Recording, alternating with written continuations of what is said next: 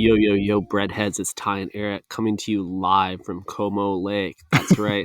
Italian name, Canadian character. That's Como Lake, Canada. We are back in that booth. Buongiorno, Bredis. Wow, that was really good. I gotta give that a go. Here we go. Oh, there's a dragonfly. That's not crazy. Oh, wow. I haven't seen one of those in like a decade. Yeah, dude. The car first infrastructure has eliminated most of them, but we're here at the park and they do have it. So It's so good to see an animal you thought you didn't realize wasn't extinct, but it wasn't top of mind. Like a few weeks ago when I saw a beaver, I was like, oh, thank God these things are still chewing the wood, you know? These buck-toothed little freaks are still out here. what did Kanye say? It was still chewing the wood like he shepherd or something?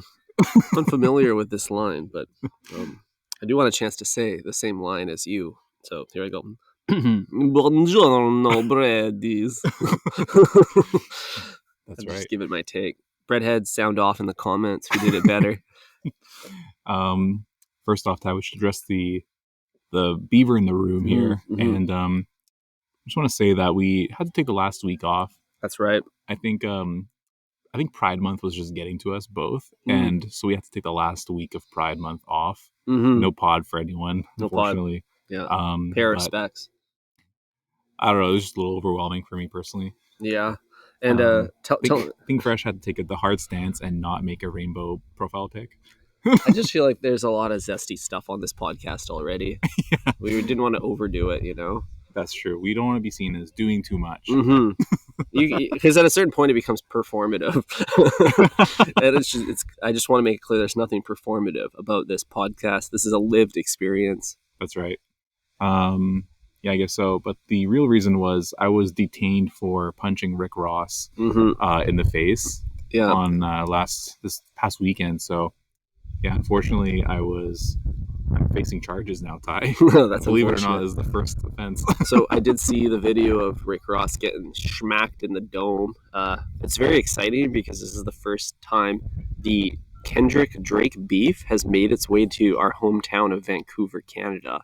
And I was super happy to see Vancouver coming out and supporting the sixth god himself. The Prime Minister.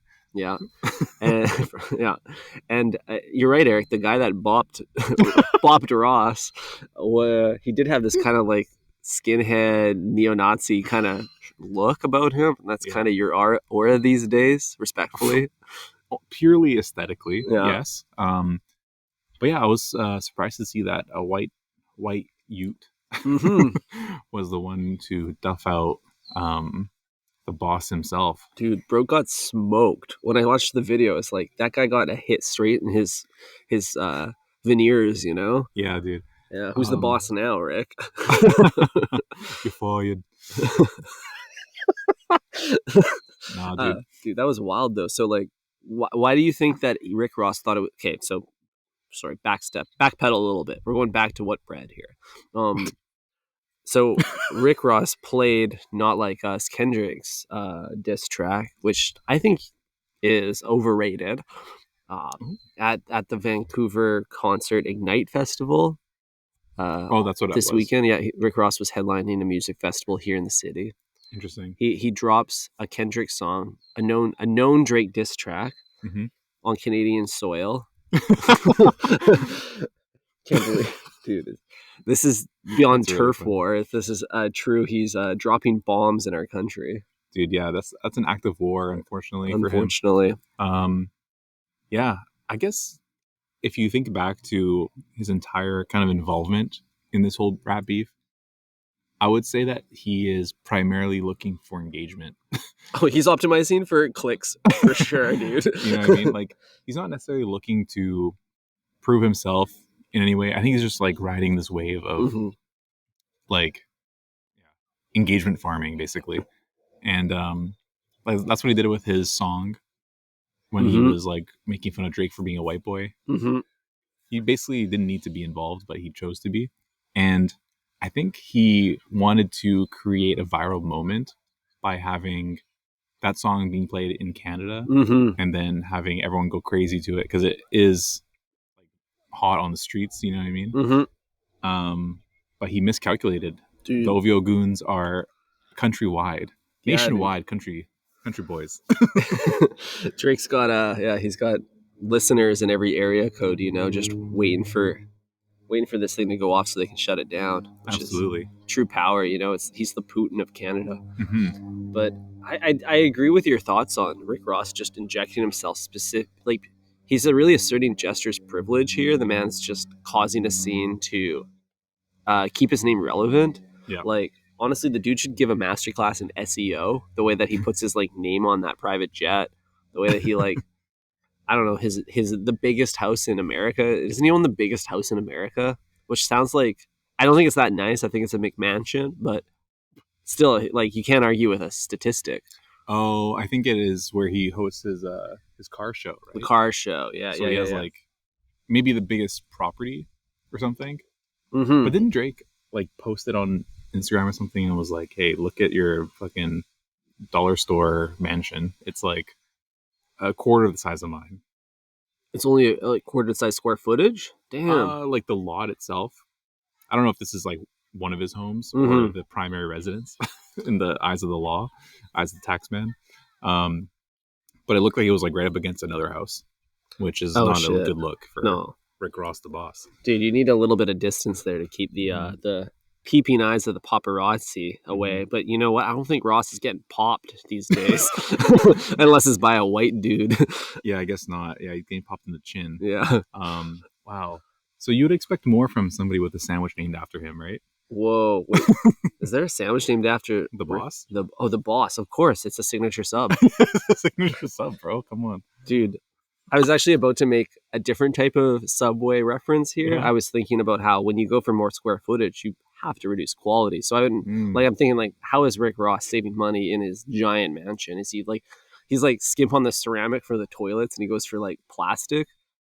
And then, sorry, my train of thought here, I was like, Subway's the only place where you can increase quantity and you don't have to decrease quality. The quality is a consistent bar. And then consistent bad. Yeah, no, it's a low bar for sure, but it doesn't raise or lower depending on size. You can extend a 6-inch to a 36-inch, and bro, it's the same lettuce, same salami. It doesn't matter.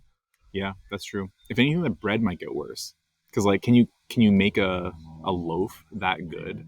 Whoa, I never thought about that because they do the party subs 6 feet long. Yeah, how do they toast that thing? Yeah, right? Can you toast that thing? Can you toast that thing? Damn. Sometimes you gotta toast that thing. Oh no. And 7.5 minutes in, we've said Haktua. Damn. Where were we going with that? Shit, we were talking about how Rick Ross is now, I think a rumor I'm hearing is he got kicked out of the country, which I think is pretty funny because he's the one that got also punched. He got kicked out? He got punched and kicked. But that could also be... I can't see that. I think the way Grandy was reporting on it, I think he mentioned he was deported, but I don't think that's actually true. Do you think that's just a flavor?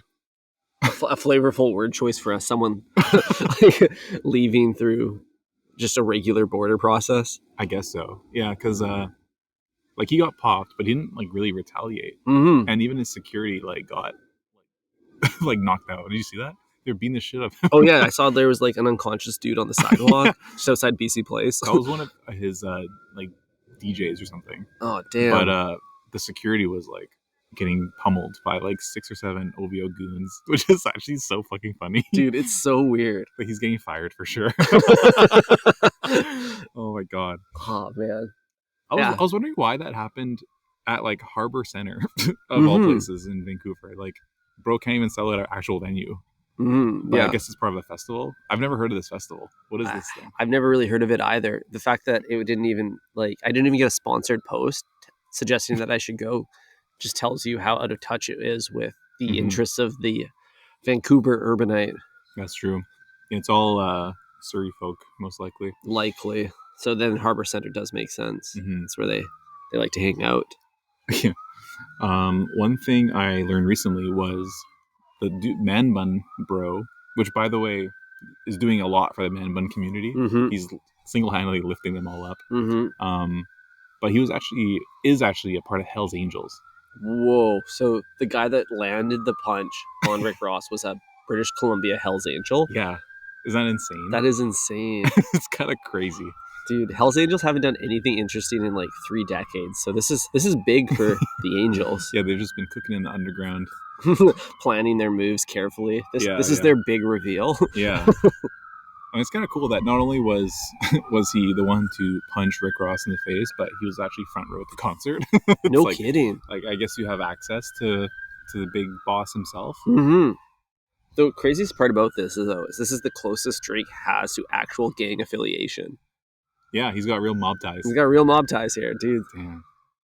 That's cool. We all thought he was just fronting, but no, he's not all talk. Yeah. No, I like this for Drake. I like this for him too. I think this will hearten him up. What else happened?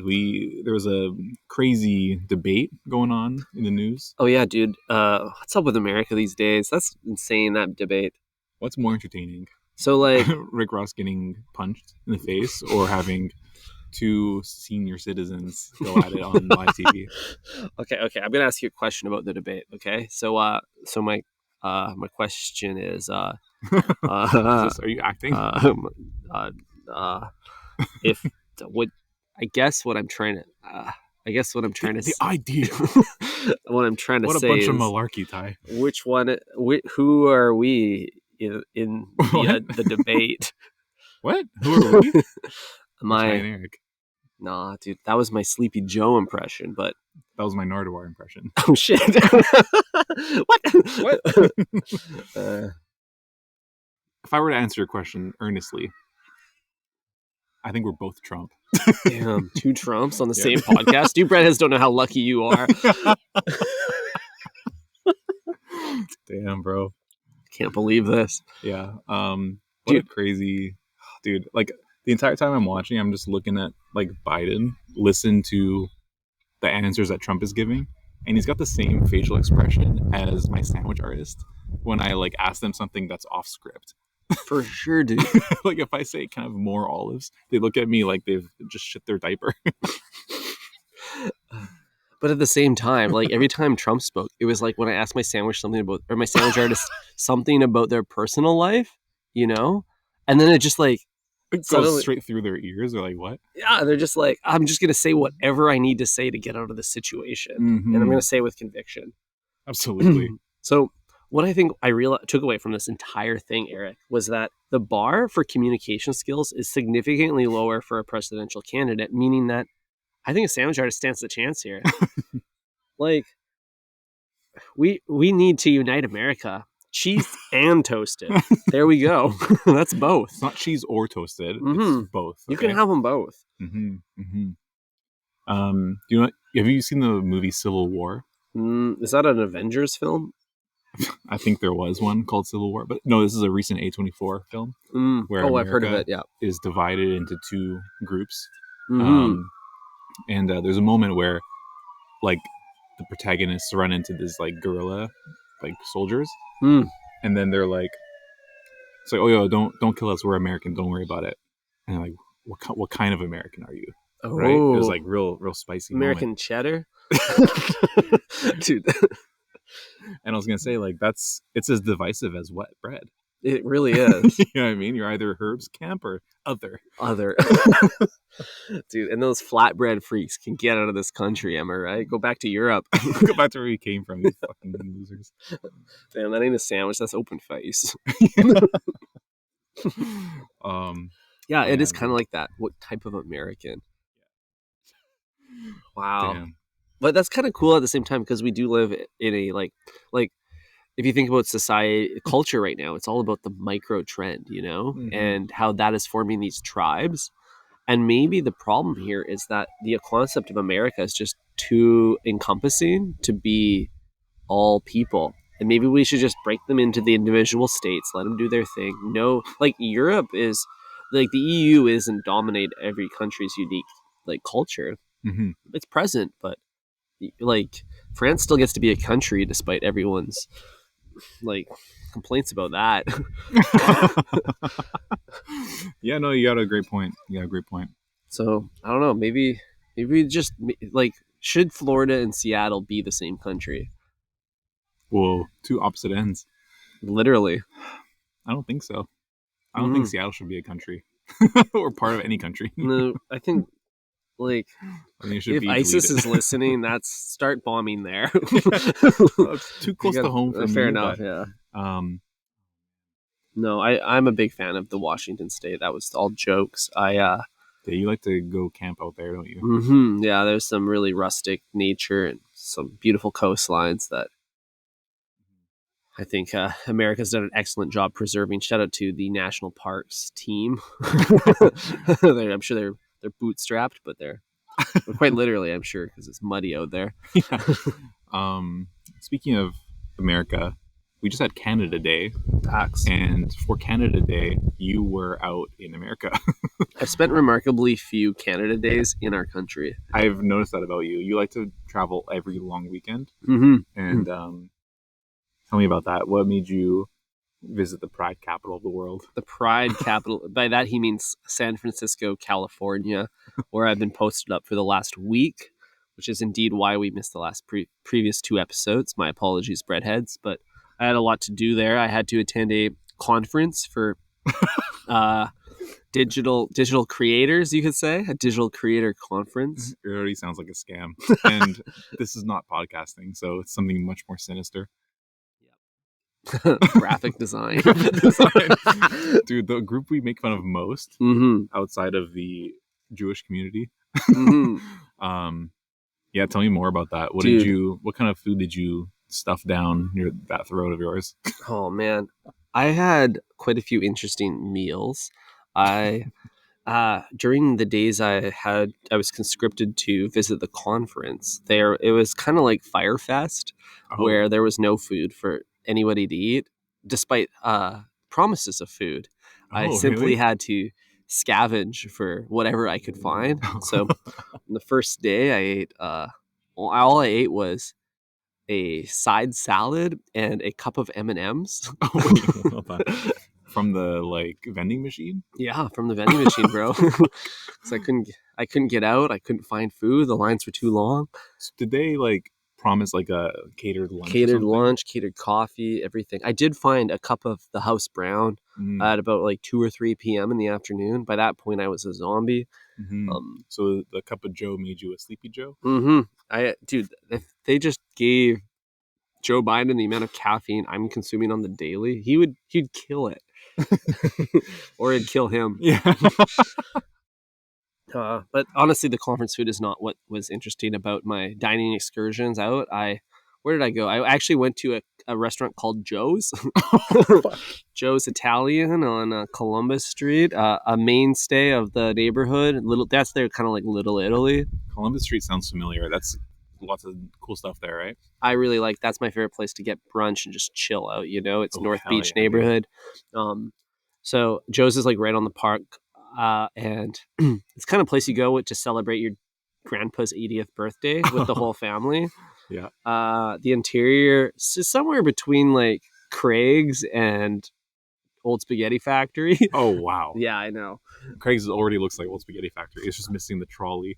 Yeah, take out the trolley, put a few more pictures on the wall. You got yourself Joe's. I knew that it would be a good meal when I saw that their house martini was indeed a blue olive martini. Oh, yeah. So it came default. Default, yeah. Wow. We like that. When you snapped me a pic of that, I thought you went out of your way to procure some blue cheese olives. No, not even a special request. Wow. So I sat Parkside. That was a good meal. How did that make you feel, though? Drunk. Because the blue cheese olive tie it's kind of like a if you know vibe, and you gotta know to ask. And if you don't got the balls to ask, you don't deserve to drink it. You know what I mean? But this place has got it on the menu. What does that say? How does this affect our legacy as podcasters, I guess? I'm not sure. I think it just says that the head chef's got big swollen balls. Yeah. And everyone's getting a little taste of that. Absolutely, dude. A little lick. That's how the brine is formed. He just dips his nuts in it. Yeah. Having said that, it was quite salty, and I can't wait to order another. Amazing. Well, that could happen sooner than you think. I hope so. Wait, what? I also patroned a 1 Michelin star establishment called Kin Cao. I don't remember. It was an impulse eat Vietnamese spot, pretty good. I went to the Malibu Farm location in Tiburon, which is like the Malibu of the Bay Area. It's also called Malibu. That's no, it's called Tiburon. I'm riffing through shit too fast for your little smooth brain The right now. hamster wheel is clicking right now. Have you patroned Malibu Farm before? You know I'm a big fan. No, this sounds like a cult though. Mm-hmm. I mean, I'm intrigued. It is. So OG location is obviously in Malibu, right on the pier. Okay, it's making more sense to me. That's a great location. A little too sun-soaked, but the food's great. I get a sunburn every time I dine there. Yeah, can I get the house lager and some sunscreen, please? And an umbrella.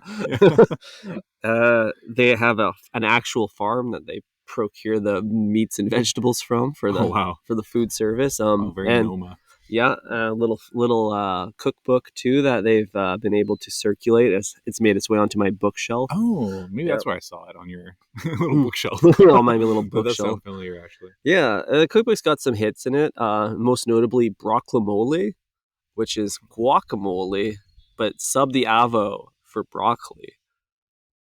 Why would anyone do that? Because we're an anti-avo podcast. That is true. I'm back in. He was out, but then he's in. At that point, I would just go for a spinny dip. You don't want to patron a spinny dip, dude. Right? I love when a spinny dip's got like almost no cheese in it. You know, it's all artichoke and spinny. All spinny. Yeah, barely tied together with cheese. I want it thick. I don't know, dude. I love a creamy cheese in there. I'll be honest. That's fair. Yeah, even if it's got a hint of spin, I'm happy. Well, that's the kind of go-to for a spinny dip is you go hint of spin because for some reason the La Croix of spinny dips. The normal person doesn't actually want any spinach in the spinach dip. They want all dip. They want the spinach should just kind of satisfy the psychological need to get a vegetable in you that day. Right. They're looking for queso, but they're not. They think they're above 7-Eleven. Exactly. Makes sense. Yeah, so I did actually have spinach dip at Joe's. It was fire. Really? There was next to no cheese in it. Well, you had spinach dip and broccolomole? There was no. I hate that I said that out loud so much. What an insane sentence. Yeah. I didn't actually have any broccolomole, but I did go at the Malibu Farm location in Tiburon. I had avocado pizza. So the avocado they saved from the guacamole, they then moved to a new type of hell, which is the avocado pizza, you know? Oh my God. And it was actually really fire, Eric. You got a little hot honey drizzle on there, a bit of ricotta action. Shit, I could eat that right now. I mean, all that is avocado toast, but instead of toast, it's flatbread. Yeah, it is. It's a brilliant rebranding. You could make this at Subway. Like, you could just get the flatbread. get the fucking avo. Tell them to, like, just load her up. And I'm sure they've got some kind of hot honey. Yeah, that would be so good, actually. I'm going to try that. What's the closest sauce to hot honey? Is it like honey mustard? No. Is it sweet onion? And like a hot sauce? Yeah, there you go. Now we're talking. Okay, if it was me, I would also hit with garlic oil, but... Oh, yeah. No, that would be awesome. That would kind of satisfy the like ricotta. I'm sure there's like a garlicky kind of... No, they probably did a garlic wash on the flatbread. Totally. So it's got ricotta as well. Yeah. So white cheese, yeah, brilliant. Sold. Sold. I'm getting this tonight. Yeah, actually. Dude. Yeah, so there was some good eats over in the Bay Area. Spent the rest of the weekend just hanging out post-conference. What did I do, Eric? I went to a Giants game. I ate some... like stadium food's always a real hit, a home run, if you will. How many feet of dog did you eat is my question. Oh, only 6 inches, bro. Because the veggie dogs don't come in yard dog status yet. Someone needs to invent that. Maybe it should be me. It's a gap in the market. That's true. And therefore a gap in my stomach. I mean, if you eat 2 6 inches, are you eating a foot long or a 6 inch? Well, this is the challenge with the psychology of the sandwich, is that if you cut it in half, it no longer exists as a whole. It's like a worm. It's not the sum of its parts. It's not. It's like you cut a worm in half. What do you got? 2 worms. Oh, fuck, yeah. Dude, so this is the thing with the yard dog. It's the thing with the foot long. Yeah, no, you're right. Mm-hmm. Back to this avo pizza. Oh, sorry. Yeah, go for it. What made you order this? Is my question. I I mean, what made them create something this crazy? Because I saw it, mm-hmm, and there's got to be like $20 worth of avo on this thing, mm-hmm. and like, how much does this cost? First of all, Given the avocado on it, like generous portion for sure. We're Yeah. talking at least 2. What do you even? How do you talk about avocados plural? Is it cados? Is it a flock? What? Doesn't matter. Avocados is fine, I think. Okay, we'll stick to that. So we're talking at least 2, maybe 2.5, and it was. Wow. That alone is 14 at Whole Foods. I know, and I think this pie was 17 USD before tax tip and the California taxes that are pay for the employees' healthcare. Wow, yeah. Okay, So, this isn't bad. I think that's pretty reasonable. Yeah. You can run up $17 at Subway real quick. I've done it. And that's Canadian. That's Canadian. So wait, this is American? This is a $17? USD 70, yeah. Okay, so that's 24 Canadian. Maybe more. Who knows? Yeah. So with that in mind, I think it was still worth it, and it tastes pretty good. So I think I'd eat it again. Wow. Yeah. And I'm definitely going to recreate it at home. Yeah. Oh, dude. Avocado pizza. Mm-hmm. I gotta try this, I think. But I'm kind of scared, I'm not gonna lie. Why are you so... You have such a weird relationship with avocados, bro. Like, just like them or don't like them. I don't like it's them. It's easier just to like them. No, it's like, it's a good fruit. It's a fruit, right? It's a good fruit. I guess it's got a pit, right? I got 2 pits. Am I a fruit? Careful how you answer that. Yeah. You're a bee. It's got a fruit. It's got a pit. It's a fruit. Okay. But I don't know why people think they can charge an arm and a leg for it. I don't understand that. Like, yes, we get it from Mexico, but what don't we get from Mexico? That's a good point. We get whole employees from Mexico. Yeah, we get an entire labor force from Mexico. Exactly. So that should make things cheaper. Exactly. So why do avocados cost $7 to $8 at Whole Foods? I'm going to tell you why, Eric, and it's a fault of my people. It's a fault of the vegan community. I was hoping you'd say that. Yeah, I know you were. And here's why. In a sad attempt to onboard new vegans to this diet, what they did was they started marketing arbitrary fruits and vegetables as proteins in order to help substitute out the pork and the chicken. Damn. In doing so, it gave the avocado industry the opportunity to charge the same rate as the pork and the chicken. Right. It's like you're getting the same value from pork and chicken. Exactly. Even though it costs next to nothing to produce. Just an avocado. It's literally off a tree. Yeah, you can pluck it from a branch. But the other one you can only cluck from a branch. Whoa.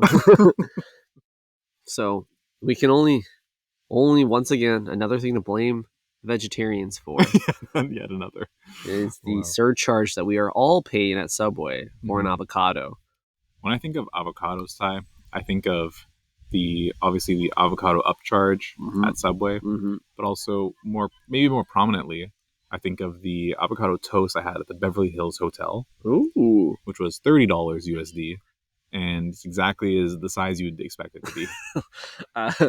Small. A 2-inch. A 2-inch sub, yeah. It was good though. I would definitely eat it, but I've told Bae, you know what, I'm kind of protesting the avo, so don't bother buying it.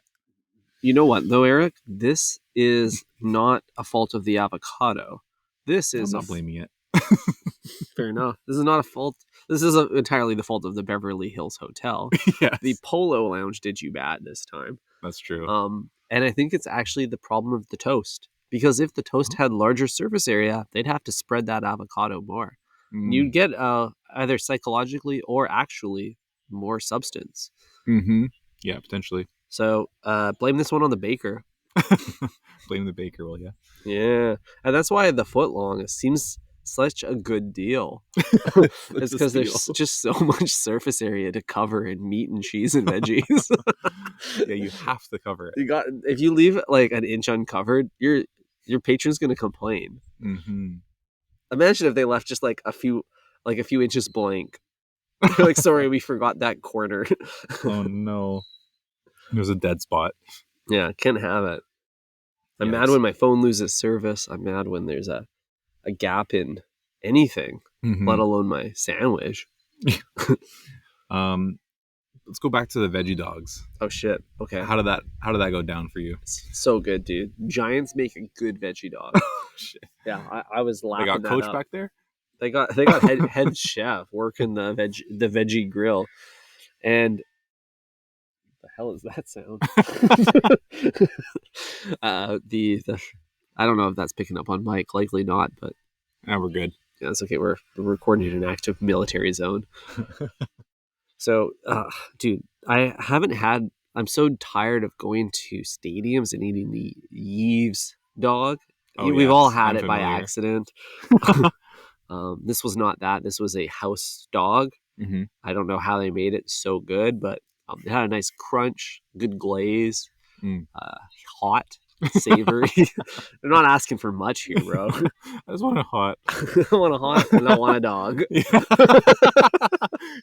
A good hot dog has two things. Yeah, it's Yeah, easy. we don't want you to know these two secrets.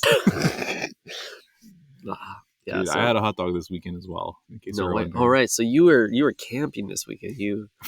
I didn't have it at camp. Actually, what? I had it in the city, which No is way. more sinister. From a hot dog cart. I almost got two. I had a Wagyu glizzy from Japa Dog. Oh, nice, dude. That's a classic. Yeah.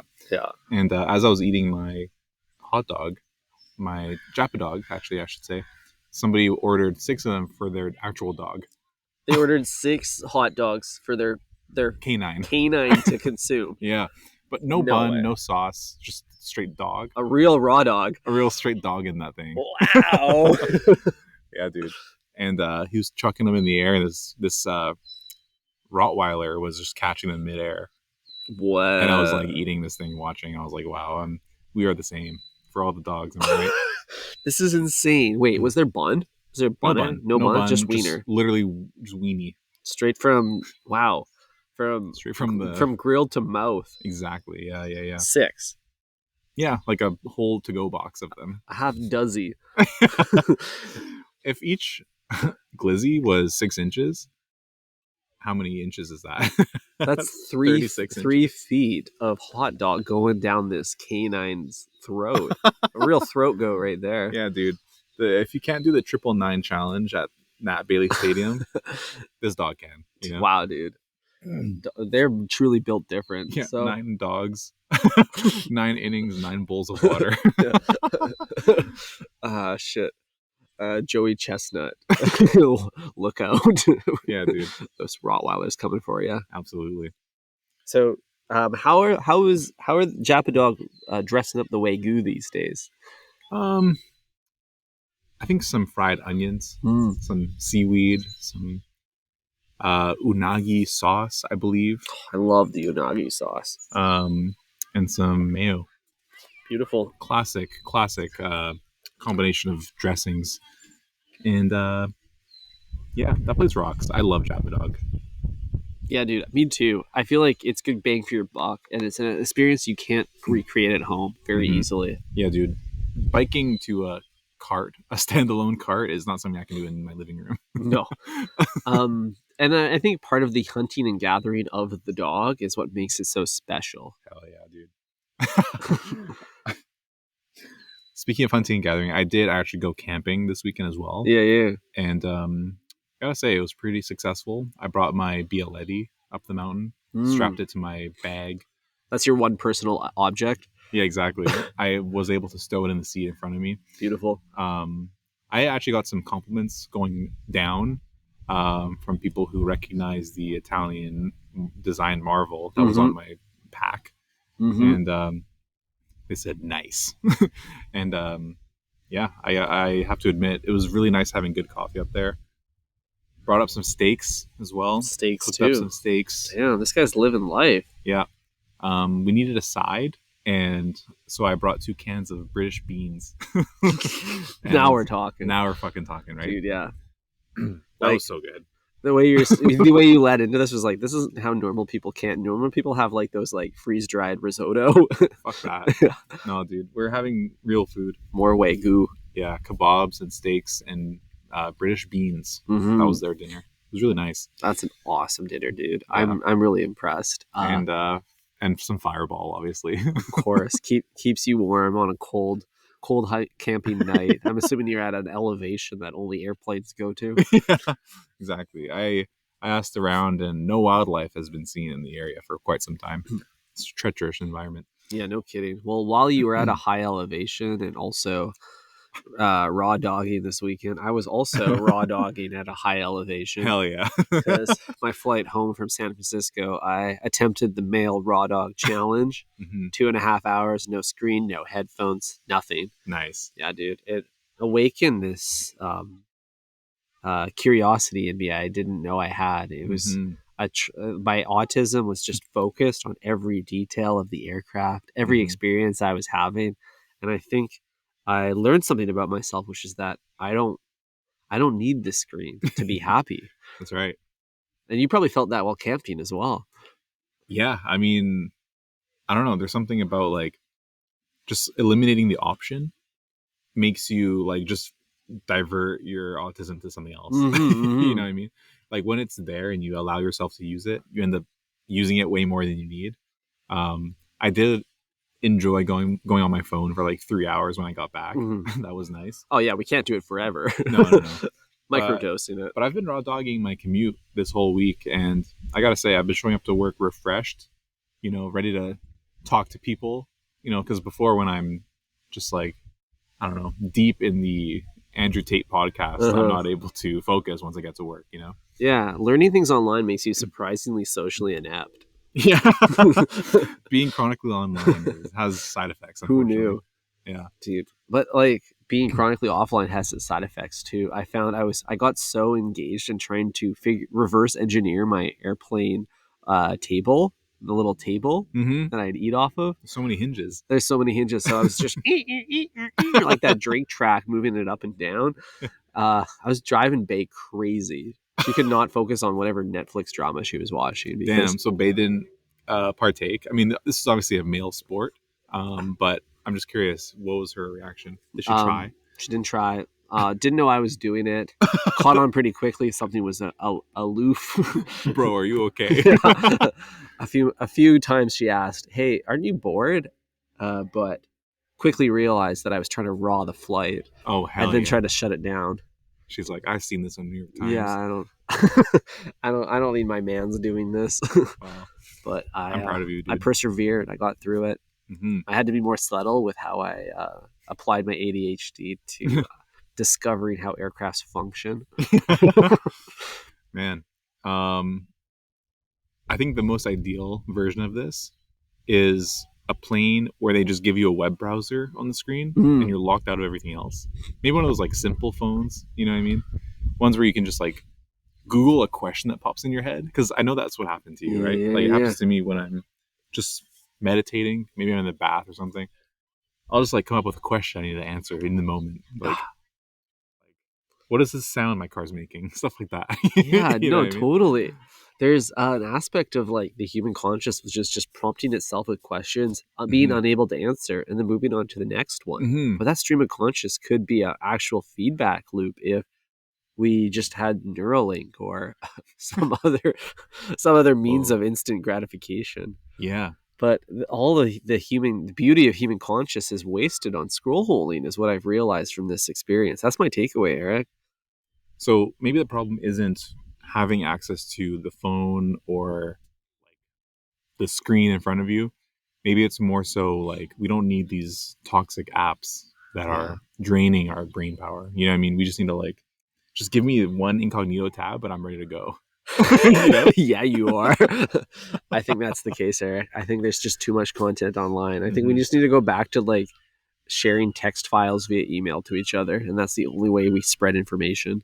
I love that. Yeah, me too. So I was always skeptical of people who would develop those like phones that only have like 3 apps on them, like text, call, and email, or whatever. Now I'm kind of into it again. Like, I'm sure you can Google something when you need it Maybe it's just a single device that has ChatGPT on it. That's all you need. We're probably going to have that pretty soon, hey? Yeah. But we got to make sure that there's always a podcasting app present because... No, we don't. Yeah, you're right.